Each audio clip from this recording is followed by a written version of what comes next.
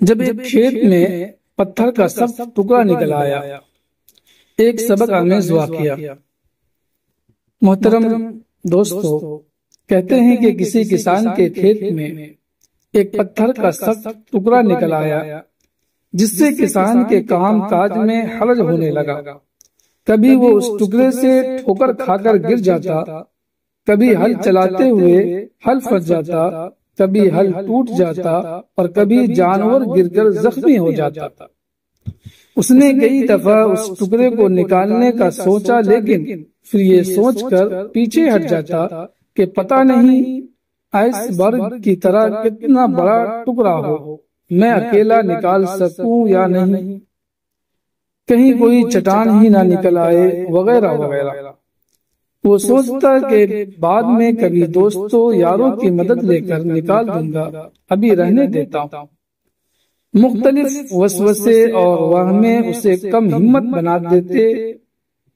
بقول شاعر، ارادے باندھتا ہوں، سوچتا ہوں، توڑ دیتا ہوں، ارادے باندھتا ہوں، سوچتا ہوں، توڑ دیتا ہوں، کہیں ایسا نہ ہو جائے، کہیں ویسا نہ ہو جائے۔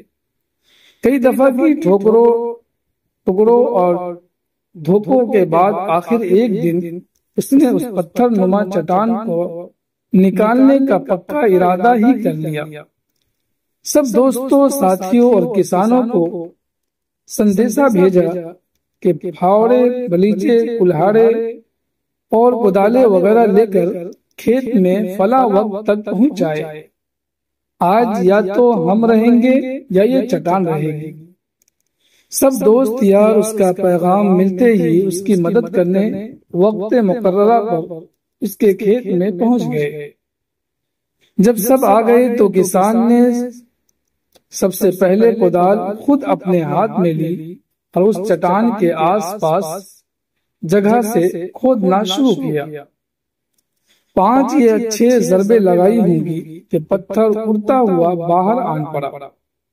غور کرنے پر پتہ چلا کہ جسے چٹان سمجھا جا رہا تھا وہ تو ایک معمولی سا پتھر تھا، جس نے کسان کا جینا دوبر کیا ہوا تھا۔ سب دوست کسان کی سادگی نما حماقت پر خوب ہنسے اور اپنے اپنے اوزار اٹھائے واپس گھروں اور کھیتوں کو روانہ ہوئے۔ یہ صرف ایک کسان کی کہانی نہیں، زندگی کے کھیت کھلیان میں ہم سب کسان ایسے ہی واقع ہیں۔ اپنی چھوٹی چھوٹی پریشانیوں کو خود ہی بڑھاوے دے کر چٹان کی طرح بڑی مصیبت بنا لیتے ہیں، اور پھر دن رات اسی ٹھوکریں کھاتے زندگی اجیرن کر لیتے ہیں۔